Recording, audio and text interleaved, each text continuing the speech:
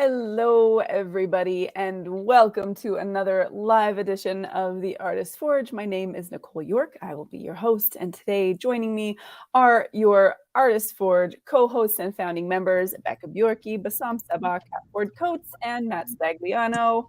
Hey, y'all. How Hello. was your What's weekend? happening? Weekends. How were they? Becca, how was your weekend?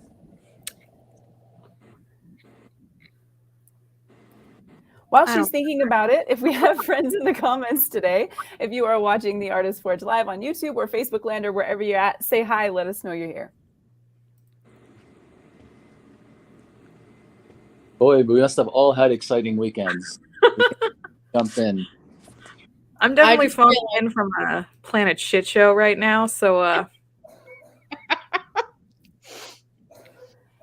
I'm there with you. Tyler is here with us. Hi, Tyler. Tyler, long time no see.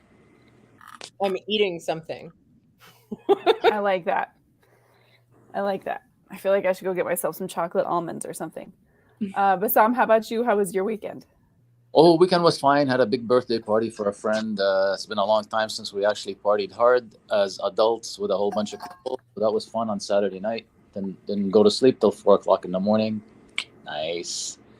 And yesterday I drove for 6 hours. It's my coaching week, and somebody canceled at this time. I wasn't supposed to be with you, but somebody canceled. So here's the opportunity to be here. And I like that. I'm available for about 45 minutes or so. Nice. Erica's here with us as well. She says she's got a session, but she can be here at least for a little while. So hi, Erica. Also, our friends in Facebook Land who are our friends hanging out today. Remember, if you haven't given StreamYard permission to use your name, you do have to just add it in there for us so we know who we're saying hi to. But we are so glad you guys are with us today. Matt, how about you? Are you good to talk in the car as you move along safely? I'm always very. Oh God, here comes someone. I'm very, very safe. I'm just heading to a kind of a last minute client thing about an hour away. So I'm going to stay with you as I drive across the interior of Maine, and I'll do my best. But yeah, weekend was fine. Just trying to wrap up this kitchen, this God-forsaken kitchen. So I will have something soon. I promise. If you have any convenient pull-offs or anything and you decide to show us the beautiful fall colors in Maine, I would not be mad. 6 weeks ago called and they wanted their foliage. So it's too late. It's far too late. Yeah. So while we've had this stretch of beautiful weather, it was super cold the last couple of weeks, and there is not a tree left on. There's not a leaf left on a tree. Plenty of pine needles, but no leaves. So I'll put something in the Facebook group. I took some pictures this season. Nice. So I will accept that as well. So last week, my teenager brought home what we think is RSV from school and just sludged the whole family. So we're all a little bit congested, a little bit gross. And if anybody who happens to get face herpes knows that as soon as you get sick, your cold sores are like, this is my time. So I'm just going to point it out so that you're not wondering what you happen to see on my face. It's a giant cold sore. It hurts like a bugger. So if I happen to sound tired and crabby, it's because I'm tired and crabby. So you'll have to excuse me for that one today. All right. So friends who are hanging out, I'd love to know how life has been going for you lately. Let us know in the comments. What are you working on? What are you proud of? Do you have any questions or anything that you would love to ask today? And just hear, what the amazing founders have to share on whatever topic it is that you're curious about. Please go ahead and pop that into the comments. For members, what do you guys have going on? Like, what is exciting right now, and what cool stuff do you have that you can share, especially as far as like any good advice that's coming out of all the cool stuff you're doing? Imaging is coming. Anybody going to imaging? Kat is going. I am not. I am not going. No. There we go. I am. One of the things that I've been taking part in is I'm in a beta group for Cara Marie, who's piloting a new course about customer service. And while I won't go into the details of the course, it got me thinking about customer service. And one of the quotes she has in it is, make your customers the type that make you customers. So meaning your customers will beget other customers. And I just wanted to throw out and ask the group here, what's your favorite customer service thing that you do? What gives you like customer service, whether it's with commissions or clients? Like what's your thing that you're most proud of in your customer service? I What don't know about you know? pride. Oh, go ahead, Bassam. No, I was just gonna say, one of the things that I find myself doing more of lately, and I've had, I guess, success, and I'll explain what I mean by success, and it's related to what you just asked, Matt. Sorry, guys. Is that I was always of the mainly of the mindset that my prices are my prices. This is what I do, and I'm not gonna give away my stuff for free. And I do a pretty good job of that. I stick to my prices. In general, I don't compromise on that. But I've had a series of requests lately where I've connected really well with certain customers, with certain potential clients, during the consultation and so on. And they are my typical type of client that I'm looking for, right? But they are in a specific situation where they're not ready to spend the full amount and go for the full experience, right? But I connected with them and I want them to have an experience and I want to work with them because of how I feel about them being kind of that ideal client. And I've actually had quite a bit of success with them in the sense that I was able to find a way to give them what they want. I get some money out of it. Good money. I'm not complaining, right? It's not what I would typically charge. But I was able to give them the full service to a point where I know they will be advocate for me. I know that they will be going out there and talking about me and hopefully bringing me some business. It's very recent. It's been 3 of my 4 clients. My last 4 clients have been that type of client. So what am I proud of is I'm proud of the fact that I can let go. There's a difference between doing a free shoot for somebody versus doing something special for a client that's looking for something very specific, being able to deliver on it within their own budget and feel that I really didn't compromise too much. I don't know if you know what I mean, right? Like I don't feel bad about what I did for them. I went over and above. I put money in my pocket. I'm happy with it, and I feel it's good for my business, even though it affects my average and it affects the number and affects all this type of stuff that we kind of stick to and live by as we run our business. Anyways, I don't want to rant on, but that's something a little bit different. And through that, the other benefit I've seen, because they came in with a specific request of whether it's the theme or the style or the reason they're doing it, I've been able to be more creative. And I've actually done work that I've rarely done before in terms of what the results are like and then how I was able to meet their what they're looking for. So it's allowed me to be more creative because I'm doing something special for them, right? So Bassam, is that like an abbreviated session, or you're including Well, like so I'll give you credit for their favorite image? Like, what does that look like? No, I'll give you an example. So one of them was, listen, I love what you do, blah, blah, blah. We really connected. She said, I have specific themes that I would like to take. I have 8 pictures that I absolutely adore, and I would like to replicate those 8 pictures, right? Which is a challenge for me. When I say replicate, it's because they were a bit kind of off what I usually do. And she says, this is my budget, right? I mean, and it wasn't like $100. It was a pretty good budget, but it's not what I would usually charge for them. So it was in a way discounted.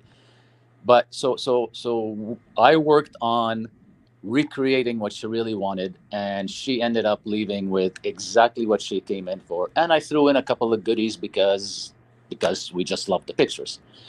I had another one who says, I am looking, first of all, she didn't even realize the boudoir experience existed as such, when I explained what I do. And she came in with the need for one picture that she wants to enlarge and put on the wall in their bedroom as a gift for her husband. Right. So she had 2 or 3 ideas. She sent me pictures. She says, I'd like to do something like this. That's all I want. That's all I want to do. And so on. But again, looked like the ideal customer I'm looking for. We just did the session on Friday. Of course, I gave her unbelievable service. We did do multiple themes to make sure she gets what she wants. And I'm going to go through with my commitment of the price that I gave her. Right. I mean, I gave her a price of just under $1,000 for that one picture, $800 or $1,000 for that picture. But I still went through the whole experience so that she can talk about the experience. And she's going to get 15 to 20 pictures that she's going to absolutely love. And now she's talking, oh, maybe I'll do an album. Maybe I'll do this. Maybe I'll do that. But the fact that I, as opposed to saying, well, no, that's not what I do, I just serve them anyways, right? So it's kind of and more the like results, an a la I'm carte blown away. experience, like building like an a la carte experience, Bassam, kind of like putting together what they want from the beginning instead of like forcing them into your packaging or your pricing structure. In a way, yes. But then I can look at it from the other side and say, well, maybe I'm still giving away too much because I end up being overly generous with them. But then I really don't care. So what? Like, So I don't have to answer to anybody. Yeah. Like you're in service to them, you're listening to them at the consultation. Somebody says, look, I either have these 8 images or I have this one, 24 by 36, whatever it is. And you're like, okay, let's do it. Treating it kind of like a gift voucher. I don't know if you're charging the session fee and then the price for the large printer, whatever. I still charge a session fee. Yeah. You can always call you and say, you know what, Bassam, I can't stop thinking about 1, 2, 3, 4. Right. And may purchase down the line or simply send you people, in which case you could deliver her additional imagery. Like that's being in service. That's awesome. No, exactly. But there's a being in service is really something that I do regardless. But because it's a combination of factors, including the fact that it pushed me out of my comfort zone in terms of the type of photos they want. Right. Whereas as opposed to my typical come in, they want to do what I offer as a service. I go through a typical boudoir shoot. I serve them well, but it's kind of a typical boudoir experience, right? As you know, like in terms of what poses and what, as opposed to something specific they asked for, and it gave me the challenge. So it's not a personal project. It's almost like a personal project that I'm getting paid to do. Right. I don't know if Becca, if you were thinking the same thing, but this is the kind of stuff we do. Like this is a commission. Like somebody comes to you with what they want. It is, but I'm not used to that. Yeah. But I'm not used to that, right? In terms of commission, and they don't see it as a commission in a way. It's not really the, it's not like the definition of a commission as such, right? But essentially, yeah, you're right. It's probably a commission type exercise. It totally is. And now my question, just from not explicitly in art, but from other, business that I've worked in, with this experience that you gave this client, right? And kind of to Matt's point about customers that beget more customers. If she goes out and sings your praises or whatever, if she's giving out the specifics of this particular experience, are those kind of clients the kinds that you'd be willing or wanting to take moving forward? Just because I know you talked about like it and not necessarily being your usual income, stuff like that.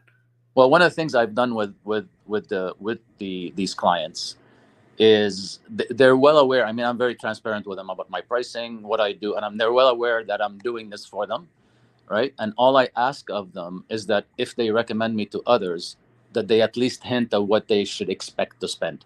My typical average, or just to give them that when you talk about me, right, this is kind of if people ask about prices, this is what I'd like you to share with them, right?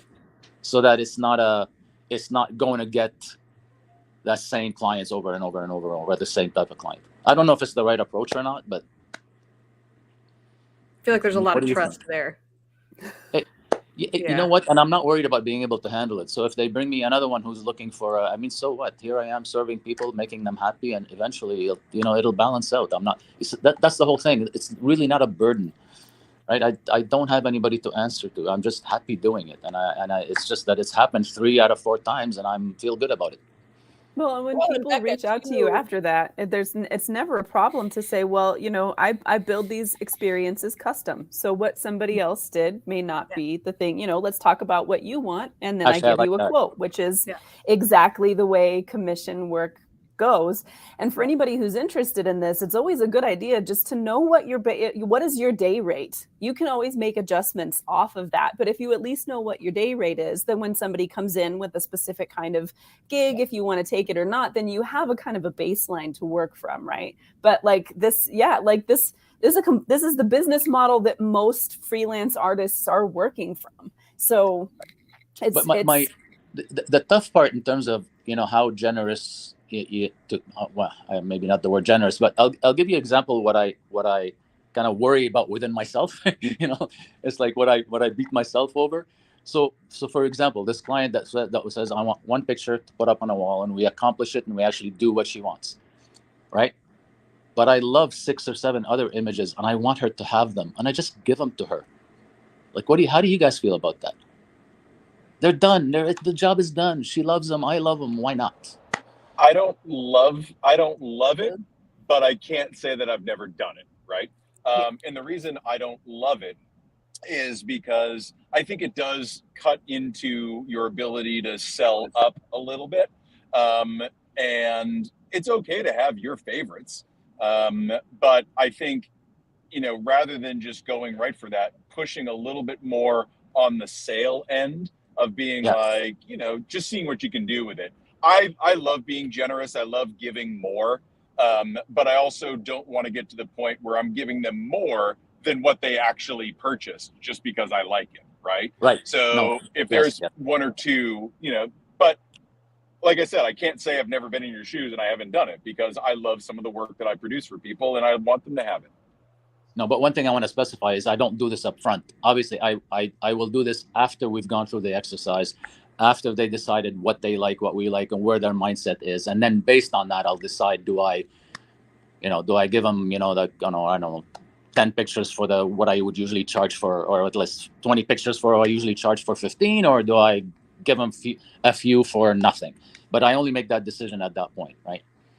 And I've done 2 of the 3 reveals now, so it's worked out okay in that sense. Okay, so here's what happens. Yes, the pictures are already done and they haven't paid for them, and you really want them to have them.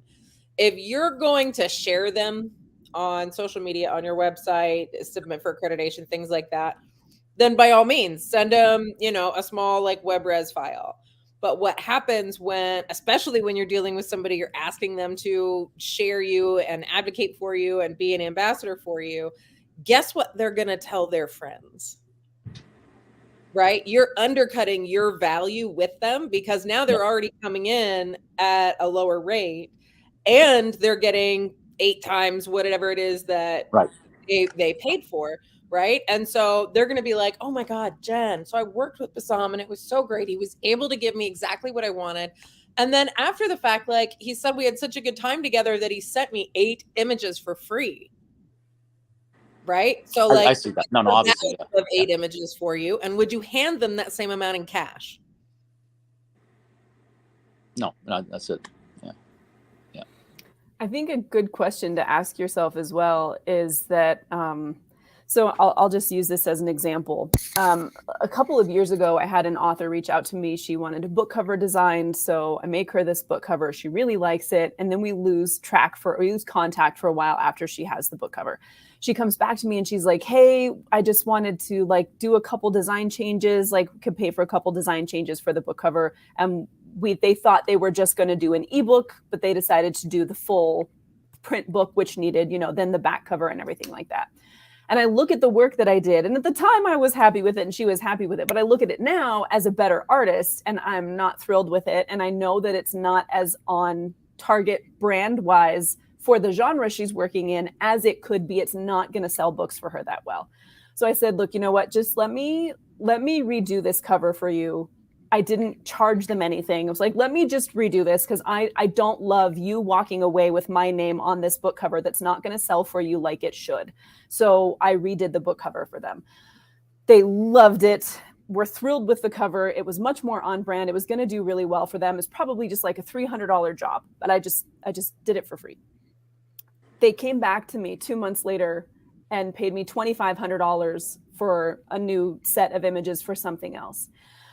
In that, knowing that I cared, knowing that I wanted, to give them the best work that I could give them, they were much more comfortable spending more money with me later on. So one of the things that I would consider if you're moving into or considering like allowing this business model to build itself as you experience more with what it's like to take commissions is to ask yourself, well, what am I doing this for? Because if the goal is I need to make $100,000 this year, then probably giving away extra images because you're happy with somebody and you just like them and you want them to have them might not be getting you to your goal. But if your goal is, I've already made what I expect to make, I'm happy with that, I don't feel the need to make more, but I just feel good to do a thing, and money is not the goal, you know what I mean? Then maybe it's less of a big deal. And maybe that word of mouth brings in 4 times more clients than it would have I don't know. But all I'm saying is like, when we're thinking about what our goal for a thing is, if I have to make make a living, right, off of my business, then maybe there's a certain point where generosity becomes shooting myself in the foot. But if the goal is I'm already making what I need, I don't have to rely on a certain income level in order to be doing this. But a big part of the reason I do it is the joy of being able to give, great things to people. Then maybe that gets built into your business model and a couple go for free, or maybe they get a voucher. I'd love for you to have these images. Here's $600 towards a couple more that you can pick, or something like that. But like, I think thinking about what your motivation is to do it, and then like Kat was saying, how that affects your business model long term is something worth thinking about. Yeah, and I don't look at it as offering a new business model like commission. It's not really. I don't see it that way at all. What I see it as is when I find a potential client who is in it for all the right reason, who's not out shopping for prices as such. You get to feel those people, right? They're not out to say, I want a $300 shoot, right? Because that's all I care about. They're really, they deserve the experience. They value the experience. They just have a circumstance. And the question is, how can I still serve those types of clients? Because I'd like to find a way to do it. My point is not that you're trying to build a new business model, but if you get enough of those folks coming in, it's going to build it itself, and then you're going to have to decide if you keep it or if you merge it into the new one. Right, and that's what I appreciate about all your input here is that you got to be careful how you do it, because it could define you eventually, and it could work against you, and that's really that's what I got to watch out for. Right, it's not a bad problem to have, though. And as an example, this woman that just wants that one picture, she said, I'd like to do a boudoir experience. I would like to come back next year and do that. But right now, this is all I'm looking for. I didn't even know this thing existed. You've opened up my mind. So she's open to do it. So do I, is it a guarantee? Obviously not. But I know she will never go somewhere else if she wants to do that experience, because she knows what it's like to work with me. I don't think there's anything wrong with generosity, as a key component in your customer service, right? Like, by all means, whether you're being generous, like today I had to send an email out that was like, I had a client who bought a very specific album, and it was my first time designing this album. And this is not just like a fundy drag and drop. This is like super meticulous, and it's going to be gorgeous, but I had to get some help. Right. And it just took me 2.5 weeks longer than it should have. So I got the album ordered and and immediately went on, got her favorite image, got it printed, on a special medium. And I emailed her immediately and was just like, I am so sorry. This is definitely taking longer than I ever anticipated. I promise I have a gift on its way to you right now for your understanding. But I promise it'll be worth the wait. La la la la la. Yes, the generosity is from a space of like, oh, I better do something and put something in her hands right now, right? But it's also, look, I want you to have tangible versions of this too. And I know you didn't order this, but you're gonna get it, right? And it's because I appreciate you. And on top of that, I screwed up. So I screwed up and I'm keeping up with the Joneses in the hopes that they have, the patience and appreciation.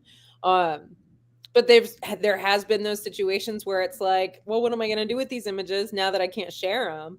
But that's where like that space becomes a matter of like, okay, well, there are these other, say, 6 images that you really love from the session. She does too.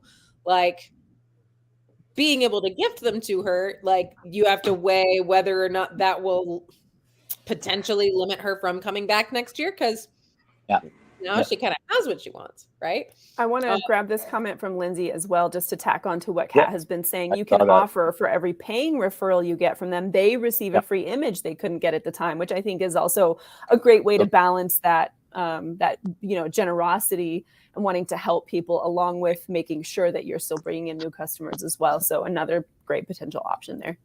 And another option I thought about specifically for this woman is, let's say, she says, I like 10 pictures or whatever over and above, but she's not ready to pay for them today. I would say, well, next time when you come for your full shoot, right, and order an album for the full shoot, we can incorporate these 10 pictures in that album. That's one way. That way it's she only gets them if she, as part of her next photo shoot. Yeah. Right? Sure. Yeah. So somebody also asked the question, and Jamie had a question earlier I want to make sure we look at, but they said, when they pay a day rate, does that include images? So Becca, I'm going to ask you from a freelance perspective what you do here, and then I'll share from mine how I use my day rate to kind of gauge, what I might have to charge for a commission. But I'd love to hear how you approach that first. I price the images and whatever into my rates because that is necessary for what I do. So depending, I do obviously have kind of different, sort of base like flat rates for various jobs, but they're all, privately broken down by like the hourly input, whether that is a full day rate or a half day or just however many hours, just because I've gone through the work of timing myself and figuring out how long things actually take for me, instead of, having to send someone an invoice where I worked 13.26 hours and this is how much it costs, because I've done that too, and it's kind of a pain in the ass and they don't really care. So yes, I price images and whatever else is a necessary deliverable for the job directly into that rate. And also because I work with a lot of various kinds of licensing, that is also priced directly into that rate. I don't divvy it up, at least not for the client, because it's just extra information that can be confusing and unnecessary for them. But you do a proposal for each job, right? So you cater, So you price in based on what the need is, right? Because I've seen some photographers have a day rate. They do a typical, whether it's product photography or so on, and you say, okay, well, I have a day rate. Let's say it's $2,500 or 4,000, 3,000, whatever it is, right? But it includes 8 photos, period. Yeah. Whatever the results are, and if you want more, it's so much per photo. But the day rates has some deliverable over and above the actual work itself, or talent fees, right?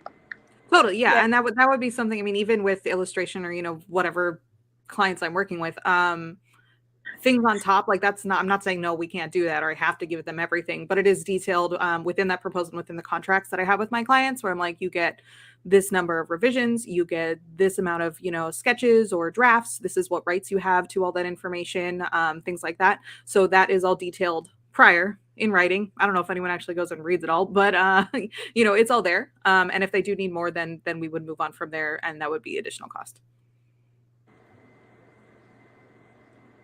Yeah. So when I do run and guns, ours is based on a day rate and does not include imagery.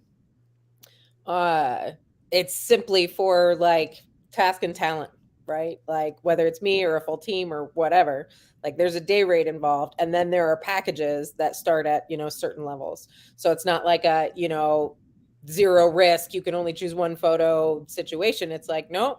And then our packages start at 50 images here and 100 images and that's in addition to the day rate. And then of course, like second shooters and hair and makeup and assistants and grip and all the rest of it. So yeah, there's a million ways to set up day rate. Yeah. From my perspective, so I have several things, and probably, I'm imagining some of you guys have experienced this as well, but I have certain commissions that already fall in line with a list of products that I offer, right? So if you want a witchy portrait or something, right? I know how long that takes me. It's already in line with things I already do. So that has a flat rate that somebody would come in to pay. That's a little bit different than when somebody comes to me with a specific commission. And I'll just use the one I mentioned earlier as an example, since I already talked about it. They wanted to put together a book trailer. They needed 5 to 6 images of scenes from the book that would translate really nicely through film. So they needed to kind of flow together. They needed to have color palettes that worked, like, all of these things. I had to kind of build these scenes from the book in order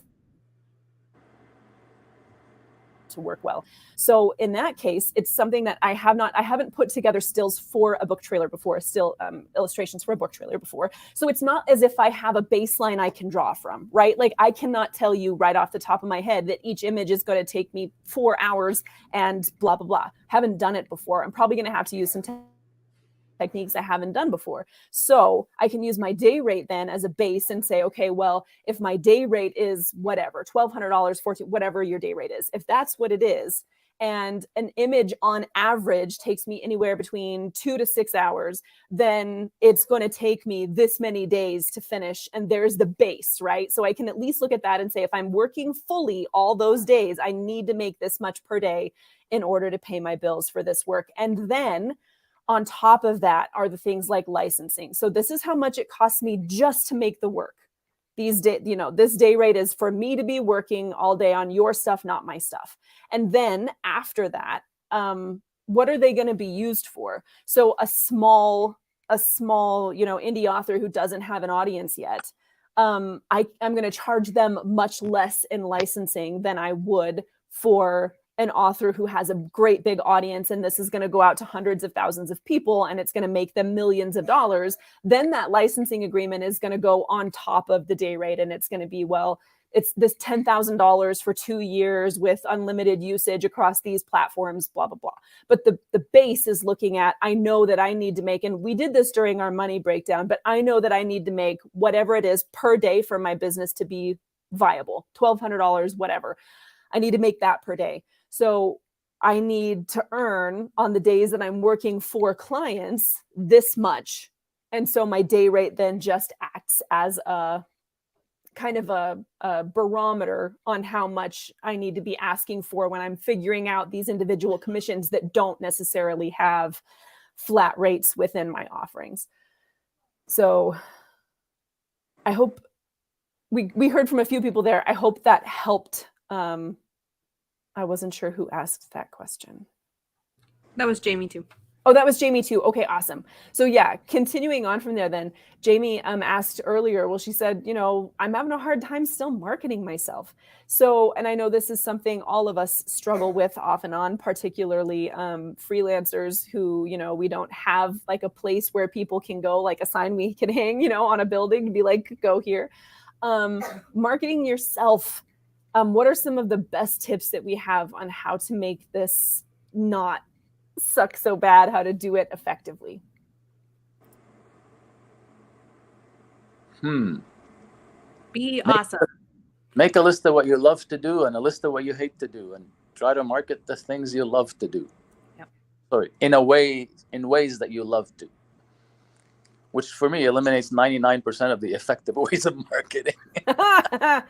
You set up all of the passive ways, the foundations for the passive pieces first, and then go out and get into the in-person stuff and rinse, repeat. I love that, Kat. So can you just elaborate a little bit for folks maybe who haven't thought of passive marketing, what that means? What are you kind of talking about there? What do folks need to be thinking about? Primarily anything online, right? Your social media, your blog posts, your newsletters, sit down, take a full day if you need to, and map out blog posts for every week, and your social media that's going to direct to those blog posts, and then your newsletter, which has your offerings and links to those articles, and schedule it, get that ball rolling so that for the rest of the week, you're available to go do the in-person stuff. You can get out and connect with other businesses, B2B, B2C, right? And engage when your audience online posts an image that you took, even if it's a behind the scenes or a throwback, like you go and you engage all up and down their thread, right? Loved working with you. Oh, thank you so much to random Fred who said she looked beautiful. Like all of that, because when you blow them up, you get blown up just as a byproduct of that. So yeah, it's just get organized, put it on your calendar, and then actually treat it as with as much value as you give a photo shoot. Another aspect, I guess, another thing I would put under passive, and maybe you can argue that, but things like a Google ad, right? That's passive in the sense that you know that it's there, it's a baseline. You know that it's the reason for that Google ad is that when people search a certain keyword, your website's going to appear, right? And it's very little maintenance. So to me, that's passive. Absolutely, it's good marketing, but it's not that edge. So it's not something. And what is over and above that you need to do. Right. Love that. Yeah. So you might set aside the first Monday of the month to go through and check on all of your ads that you have running or whatever, see what your numbers are, make adjustments. But for the rest of the month, like Kat said, you get it done up front. For the rest of the month, you're free to go and do more active stuff. Yeah. Becca, Matt, do you guys have any thoughts on marketing yourself? Drive an hour. No. So yeah, that's exactly what's happening. Yeah, from my standpoint, and forgive me, I'm in the place where cell service goes to die. So, deal with it. The way that I try to market myself is, outside of the standard things, social media, newsletters, whatnot. I really try to go above and beyond with the service when someone is present with me. I feel like I make the best connection there, and I talk about how they're going to use the images, where they're going to go, how does their family feel about this stuff, and get a feel for, are there other ways that I can help them, other ways that I can serve. And for me, that's always been the best marketing. And it's outside of the traditional methods, but just through that connection, I find that I get more word of mouth. People have a different opinion of the service that I provide and see it as an elevated experience. Now, I do Google ads. Kat got me converted to Flowdesk, so I'm using that now for email and newsletters and stuff.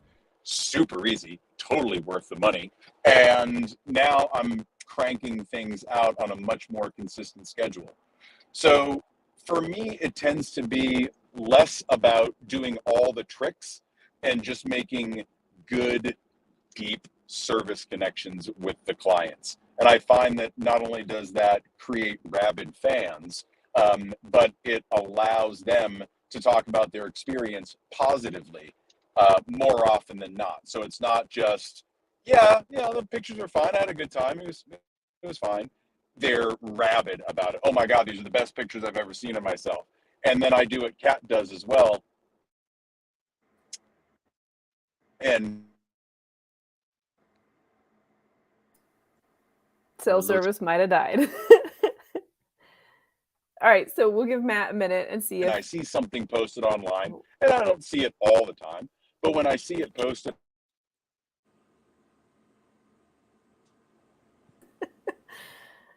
okay. Nope.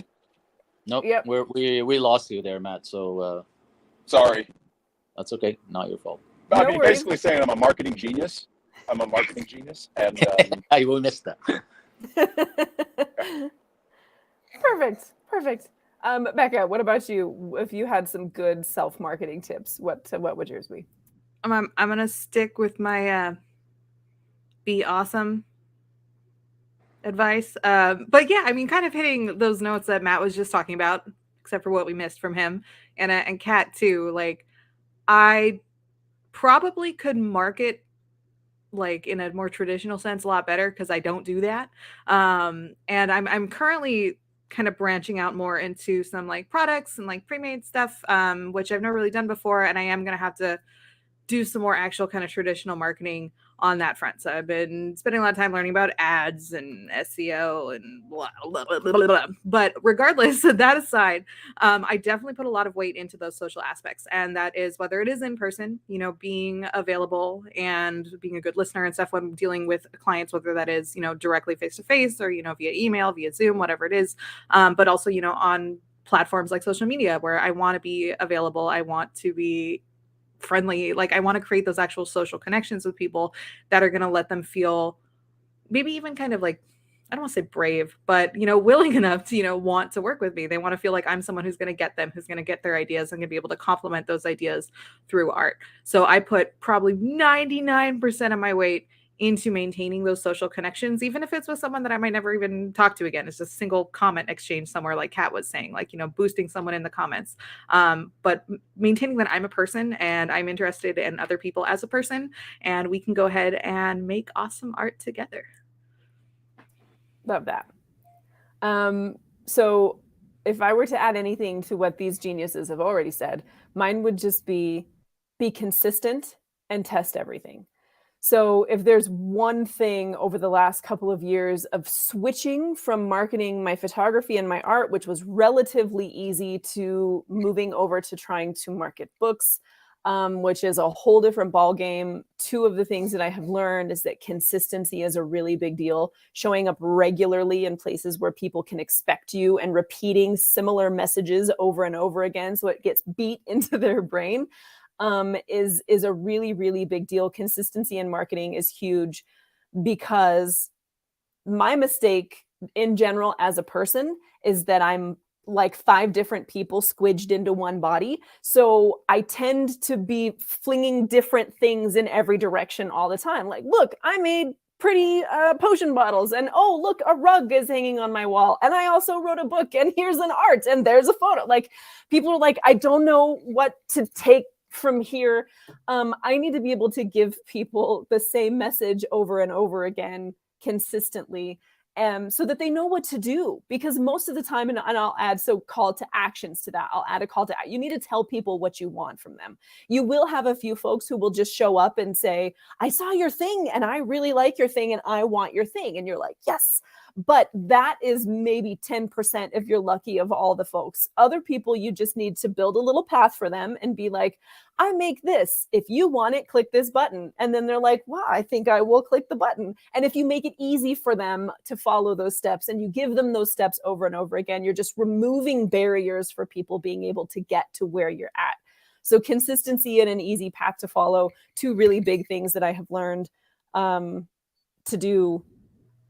And then I'm doing kind of a similar thing to Becca, as I'm learning as much as I can about the process all the time. And it's frustrating because it changes really fast, especially when we're talking about social media algorithms, because what you could do on Facebook 2 years ago, you can't do on Facebook now. And what you could do with Amazon 5 months ago, you can't do with Amazon now. People make their whole career trying to figure out what Amazon's doing and still not, not like getting it. So if you can be consistent and if you can show up in the same places over and over again where people know to expect you and they look forward to that thing that you do, then it's really, really super helpful. And by the way, whatever you couldn't do with Twitter before, you'll be able to do now. Making fun of Elon Musk. Watch me get banned. Off what you just said, Nicole, though, I mean, that creating that, you know, ease of access and like removing that barrier. I wish I could remember exactly how he put it, but Jason Matthias, one time I don't remember where we were talking, but he'd said something along that route. Like, you know, people need to know what you do and you need to provide that information for them, or else how are they going to know how to give you money? And I had this like little anecdotal experience that I think I shared with you guys right after it happened, but someone had commented on one of my posts on Facebook, like on my personal page. It was like a work of art that I did. And they were like, have you ever thought about making this a side hustle? And I'm just like, wait, what? Because they didn't know. They didn't know that's the full-time hustle, because I don't really put it out there that way on like my personal media, like on my personal Facebook page. So again, apologies to whoever has the bad luck to look at my personal page. But, you know, it's very different than the way that I present myself on, say, like Instagram or Twitter, or, you know, on my business page on Facebook or wherever else, ArtStation, Reddit, anything else, where I have that more professional demeanor where I'm absolutely presenting myself as someone to hire versus in my personal sphere where I'm not. So it's worth considering, where are you potentially interacting with those future clients? If it is in personal spaces, like your personal Facebook page, maybe you should be telling them that. And maybe it's a little uncomfortable and maybe kind of awkward to feel like you're telling your friends and family to go buy stuff, but who cares? Who cares? Do it No, anyway. It's true. It's true. I think it was Megan DiPiero who talked about this. She was essentially saying, you think you're annoying people by reminding them of what you do and where they can buy it, but most of them haven't even seen it. So as many times as you thought you posted, you're like, I don't want to, make people feel like I'm trying to sell them stuff, and whatever you think you're being annoying about it. There's a really good chance that they never even saw it. And if you were to take something you wanted to let folks know that you did and post it on your page 1 day a week for 7 days, on day 7, you will still get people saying, I didn't know you did this. And you're thinking to yourself, I thought everybody knew already. But they don't. So it's one thing to show up in somebody's comments and MLM them, right? It's another thing on your personal page to get excited about what you do and say, hey, I make things. And so if you like things, you can get some here. You will find that people are much more receptive to that. But I do have to say, keeping that in mind, my experience with this has been my photography friends and my art friends will buy my books and they will buy my illustrations. They will not buy my photography because they don't need it. They take photos themselves. They're all amazing artists. They don't need me to take photos for them. They already do it. It doesn't mean I don't have a few friends who haven't bought prints of mine, because I do, but it's not enough to sustain your business. So you also just need to know what your personal page is like and who is there. Because my photography friends will buy my books and they will buy my illustrations because they don't write and they don't draw, but they won't buy my photos. And so if you are trying to sell your photos to your photography friends, just keep in mind that you either have to do something so wildly different from what they do that they want to spend their money on you, or you need to change the way that you're talking to them when you share in their spaces, because it's just a lot harder to sell a plumber a wrench, right? Like, or their plumbing services. I messed that metaphor up. Don't look at that way, Becca. I'm sick. But there's another element that you're not mentioning, Nicole. Very important element is that your friends can sell your services, can recommend you to others, can refer you. If they knew what you do, they can be your best allies. They can be your best spy.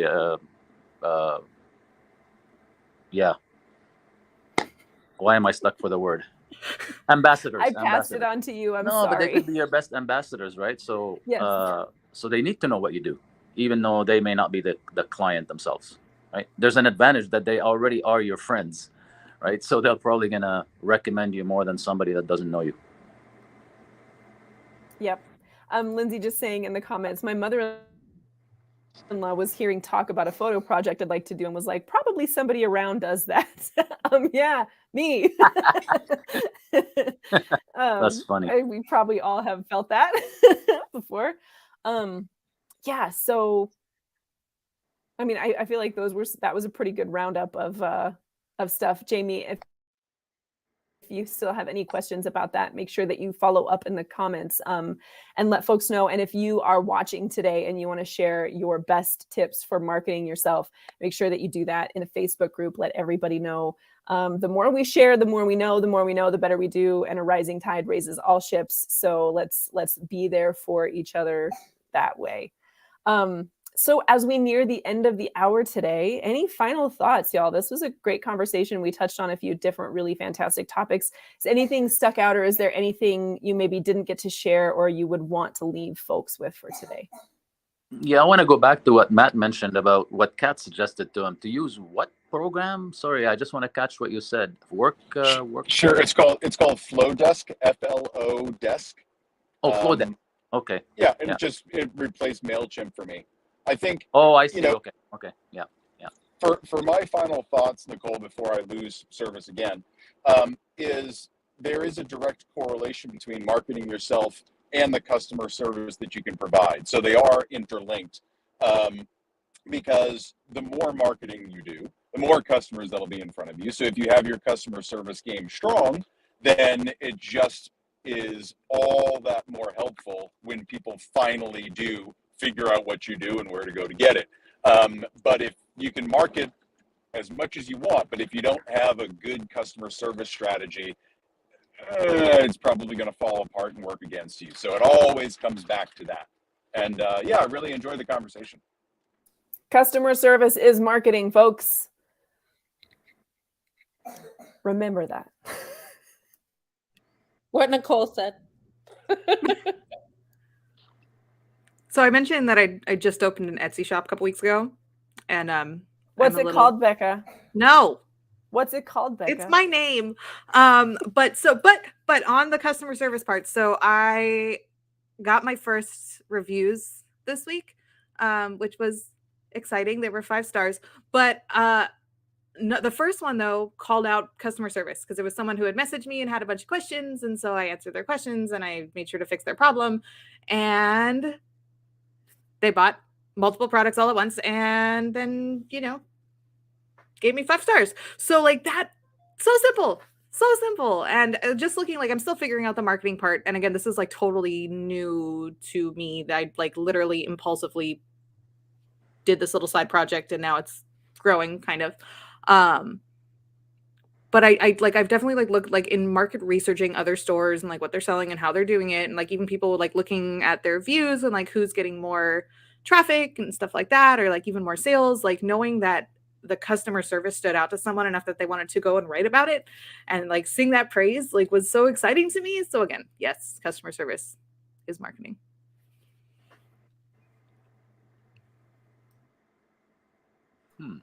The Kat, anything else there? Not really. Nope. All right. So I have a fun small story. There on TikTok, I had a gal who was reading my books and she was on book 2 and she had taken her book with her on set. And as anybody who's ever worked on set knows, it is a dangerous and mysterious place where strange things happen. And somehow her bag got put in a place where there was some standing water, and so the book got ruined. And she had taken some video of it, and she did not tag me. She didn't say anything to me. She was just like, "Oh, I'm so sad. Like I was reading this, and the book got ruined." And I happened to notice, and I was like, "No, that sucks." And she's like, "Yeah, it was your book." And I said, well, just if you decide to purchase again, send it to me. I'll sign it for you. It's just kind of a like, oh, that it stinks that your thing got broken. I'll just, like maybe a nice thing to do is, send them to me and I'll sign them for you. So not only did she buy more books and send them to me to be signed, she bought me, you can't see it because it's over there. She bought me a really beautiful gift. It's like a crown from some store. She bought it and sent it to me with a really sweet little note saying how grateful she was that I did that. And then she did a whole unboxing video for all of her followers, like, look, and it's signed and there's a bookmark inside and a personalized note. And it wasn't that much effort, but when people see that kind of thing, especially when they see that publicly, it means something. People wanted to be treated like people, not like numbers or walking wallets. And when you can do that for people, it completely changes the way that they see you and the experience that you provide. And everybody wants that. That's why the service industry is one of the few industries that will never be lost purely to automation, because people want to be made to feel special by other people. It's in our programming as humans. So even if that means, so you can say, that's wonderful, guys, but I don't have any clients to do that for. Go pick somebody and offer them something in return for their feedback. They will love you for it. They will tell everybody about it. And you get to write that off as marketing as well. It's doing a great thing for a person. It's also great marketing. So you can do both at the same time and decide where to spend your money and your time. Okay. It's time to be done with today. Thanks to everybody who came to join us, to David and Lindsay and Jamie and Erica. And I know David was here as well. And Tyler, I hope you all have a wonderful day. Thanks for joining us. If you find the Artist Forge useful, would you go tell people that we're here, try to get them to come join, go hang out in that group and give away your great knowledge. People need that. I know you guys are geniuses with a lot of good stuff to share. So go hang out and do that. This is the first. This will Second. be the second Thursday of the month. So Yep. good. Okay. I'm glad you guys are keeping track. We will be together then this Thursday at 7 p.m. Mountain Standard Time. That is 6 p.m. for the West Coast and 9 p.m. for the East Coast, here on the Artist Forge in the Facebook group, on the YouTube page, all that stuff. So join us there. Until then, go make something amazing. Go give somebody some great customer service. Did you have something, Bassam? No. Oh, I saw your arm go. I was like, did he just raise his hand or did I miss something? Okay, and until then, have a fantastic one, and bye, everybody. Bye.